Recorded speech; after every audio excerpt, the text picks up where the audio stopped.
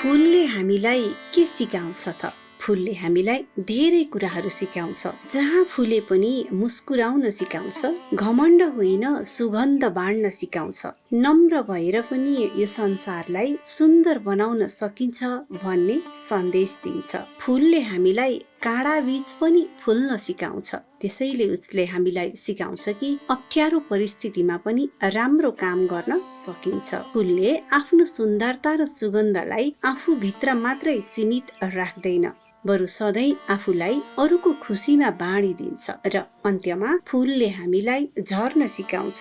यो जीवन जति नै सुन्दर किन नहोस्, एक दिन यो संसार छोडेर जानै पर्छ भन्ने परम सत्य सम्झाउँछ। त्यसैले परिस्थिति जस्तो सुकै भए पनि फुल जस्तै फुल्ने प्रयास गरौँ, सुन्दर बन्ने प्रयास गरौँ, आफ्ना गुण, प्रेम र खुसी अरूसँग बाँड्ने प्रयास गरौँ। किनकि फुलको वास्तविक सुन्दरता उसको रङमा होइन, उसले फैलाएको सुगन्धमा हुन्छ। अनि मानिसको वास्तविक सुन्दरता उसको रूपमा होइन, उसले बाँडेको प्रेम र सद्भावमा हुन्छ।